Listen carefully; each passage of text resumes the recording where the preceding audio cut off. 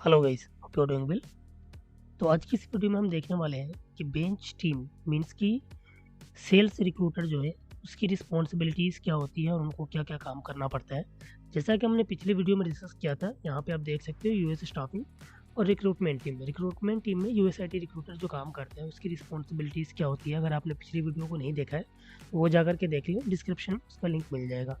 आज हम डिस्कस करेंगे बेंच टीम क्या करती है, और इसके अलावा यूएस स्टाफिंग में अगर आप एंटर होना चाहते हो तो जैसे एक यूएसआईटी रिक्रूटर काम करता है, जैसे bench team US bench sales recruiter काम करता है, ऐसे ही कुछ रिक्रूटर और भी हैं मार्केट में, जैसे US health care recruiter, US engineer recruiter, OPT recruiter और स्पेसिफिक रिक्रूटर होते हैं जैसे बीएफएसआई। तो वो सारी चीज़ें जो हम आगे डिस्कस करेंगे। तो अगर आपने हमारे चैनल को अभी तक सब्सक्राइब नहीं किया तो सब्सक्राइब कर लीजिए, ताकि इस तरह की वीडियोस जो है आपको मिलती रहेंगी। तो आज सबसे पहले हम देख लेते हैं यूएस स्टाफिंग के अंदर एक बेंच टीम होती है जिसका काम होता है कि कैंडिडेट को मार्केट करना। मीन्स कि उनके बेंच पे जो है कैंडिडेट्स होते हैं ऑलरेडी, जो उनके पे रोल पे होते हैं। मीन्स कि उसकी कंपनी किसी कैंडिडेट को अपने पे रोल अपने कंपनी के सैलरी पे रखता है और उसको जो है प्रोजेक्ट दिलवाता है, और उसकी जो सैलरी होती है वो कंपनी के पास आती है फ्रॉम द अदर कंपनीज जिसके लिए वो काम करते हैं। और फिर उसको जो है जिस तरह से उनका जो कॉन्ट्रैक्ट साइन होता है between candidate and bench team means vendor company, उसको जो है सैलरी प्रोवाइड करते हैं। तो यहाँ पे जो है बेंच सेल्स रिक्रूटर्स होते हैं जो कैंडिडेट को मार्केट करते हैं। मीन्स कि वो देखते हैं कि कहाँ पे ओपनिंग खाली है, जहाँ पे भी ओपनिंग अवेलेबल हो वहाँ पे उस कैंडिडेट का रिज्यूमे सबमिट करते हैं और उनका इंटरव्यू करवाते हैं। तो बेसिकली ये जो काम है कैंडिडेट को जॉब दिलाने का, और जो रिक्रूटर का काम होता है वो कैंडिडेट को ढूंढने का काम होता है। इसमें होता है रिक्रूटर के पास जो है पोजीशंस होती हैं और बेंच सेल्स के पास जो है कैंडिडेट्स होते हैं। तो इसकी रिस्पॉन्सिबिलिटीज़ क्या क्या होती हैं वो चीज़ें हम एक एक करके यहाँ पे डिस्कस कर लेते हैं। सबसे पहले आप देख सकते हो नो डाउट कि कम्युनिकेशन स्किल्स आपका अच्छा होना चाहिए, बिकॉज जो कैंडिडेट्स हैं वो यूएस के अंदर हैं, तो उनसे आपको इंटरेक्ट करना पड़ेगा सारी चीज़ों से रिलेटेड। लाइक अगर कोई भी इन्फॉर्मेशन आपको गैदर करना है कि वो किस लोकेशन पे अभी है, उसकी एजुकेशन क्वालिफिकेशन सर्टिफिकेशंस क्या है, उसकी ईयर्स ऑफ एक्सपीरियंस क्या है, वो सारी चीज़ें जानने के लिए प्लस कैंडिडेट से आपको टाइम टू टाइम इंटरेक्ट होना पड़ता है। तो उसके लिए कम्युनिकेशन स्किल नो डाउट कि आपका होना चाहिए। वैसे तो यूएस स्टाफिंग में किसी भी पोजीशन पे आप काम करते हो तो कम्युनिकेशन होना चाहिए। तो सबसे पहले चीज़ जो है कम्युनिकेशन है। लाइक यू कैन सी मैंने यहाँ पे मेंशन किया है जस्ट बिकॉज कि आपको क्लाइंट से मीन्स कि जो रिक्वायरमेंट सर्व करता है हायरिंग मैनेजर या फिर यूएसआईटी रिक्रूटर, उससे जो है टाइम टू टाइम इंटरेक्ट होना पड़ेगा, प्लस वेंडर से होना पड़ेगा, कैंडिडेट से भी होना पड़ेगा एंड कंसल्टेंट एज वेल। उसके अलावा अगर हम नेक्स्ट वन अगर देखेंगे सोर्सिंग एक्सपर्टीज मीन्स की source the requirements from diverse channel including prime vendors, direct client and implementation clients. अभी अगर आपको समझ में नहीं आया कि प्राइम वेंडर क्या होता है, डायरेक्ट क्लाइंट क्या होता है, इम्प्लीमेंटेशन क्या होता है, तो कोई दिक्कत की बात नहीं है, बिकॉज आपको कुछ नहीं करना है ये सब जानने के लिए। सारी वीडियोस जो है टाइम टू टाइम आने वाली है एक दो वीडियो के बाद। जो अभी आपने यहाँ पे नीचे देखा है कि किस किस तरह की जॉब्स होती हैं, उसके बाद जा करके हम डिस्कस करेंगे कि क्लाइंट्स क्या होते हैं, प्राइम वेंडर्स क्या होते हैं, किस किस तरह के जो है क्लाइंट्स होते हैं। वो सारी चीज़ें हम आगे चल के डिस्कस करेंगे। तो आपको चैनल को सब्सक्राइब कर लेना है, ये सारी चीज़ें आप जान जाओगे।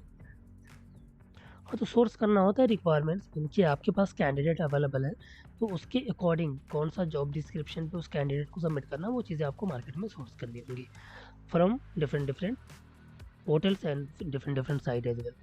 उसके बाद आपको जो है वीज़ा वर्क ऑथराइजेशन मीन्स कि आपको इसका नॉलेज होना चाहिए कैंडिडेट के वीज़ा स्टेटस क्या क्या होते हैं और कौन सा कैंडिडेट काम कर सकता है नहीं कर सकता है। मीन्स कि आपके बेंच पे बहुत सारे कैंडिडेट होंगे तो उनका वीज़ा जो है क्या है नहीं है, वो सारी चीज़ आपको पता होनी चाहिए। बिकॉज जब आप वेंडर से या डायरेक्ट क्लाइंट से या किसी से रिक्वायरमेंट्स लेते हैं तो वो आपसे आस्क करेगा कि आपका जो कैंडिडेट है वो किस वीज़ा पे स्टे करता है यूएस के अंदर। तो वो सारी चीज़ें आपको जो है पता होनी चाहिए। नेक्स्ट हम देखेंगे कंसल्टेंट सबमिशन मीन्स की submit bench consultants for various job opportunity ensuring alignment with client needs.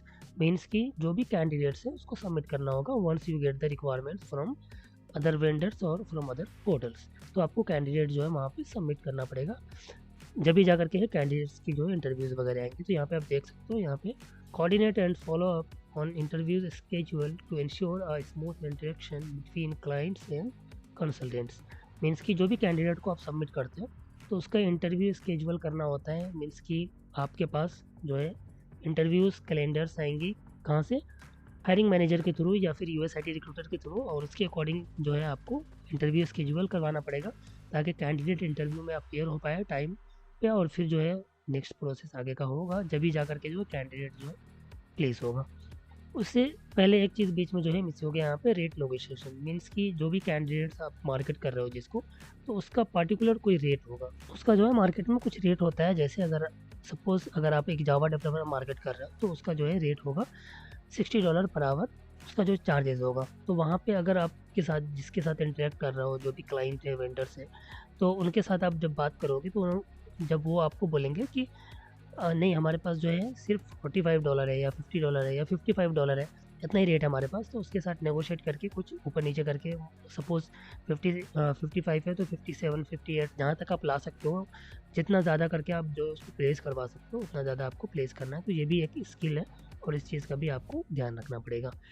उसके बाद हम देखेंगे प्लेसमेंट प्रोसेस। मीन्स कि एक बार कैंडिडेट को आपने सबमिट कर दिया, उसका इंटरव्यू हो गया, नेगोशिएशन हो गया, सारा चीज़ ओके है, तो फिर प्लेसमेंट प्रोसेस होगा अगर इंटरव्यू जो है क्रैक हो जाता है। तो execute the steps involve in successfully placing consultants in client projects. जो प्लेसमेंट का प्रोसेस है उसको पीओबी बोलते हैं, परचेज ऑर्डर प्लेसमेंट टर्म्स में। तो इस तरह की जो भी सीन होगी, मीन्स कि कैंडिडेट का जो भी बैकग्राउंड चेक होगा, उनका जो है प्रीवियस एक्सपीरियंस का जो भी सर्टिफिकेशन है या फिर अवार्ड्स अगर होता है उनकी कंपनीज़ का, या सारी डिटेल्स जो होती हैं बैकग्राउंड वेरिफिकेशन से रिलेटेड, वो सारी चीज़ें जो कंपनी से आपसे आस्क करेगी, जो भी वेंडर होगा, और वो चीज़ें जो है आपको कैंडिडेट से ले करके उनको देना होता है क्लाइंट कंपनी को। मीन्स कि जहाँ पे उस कैंडिडेट का प्लेसमेंट होगा, तो वो सारी चीज़ें जो है आप ही को मैनेज करना पड़ता है। कुछ केस में जो है फ्रेशर्स के लिए जो है थोड़ा सा जो है रिलीफ होता है। ये सारे काम जो प्लेसमेंट का प्रोसेस है या फिर इंटरव्यू स्केड्यूल का जो प्रोसेस है, ये सारे काम जो है मैनेजर्स कर लेते हैं कुछ केस में। बट ये जो सबमिशन है, रेट नेगोशिएशन, ये आपको करना पड़ता है।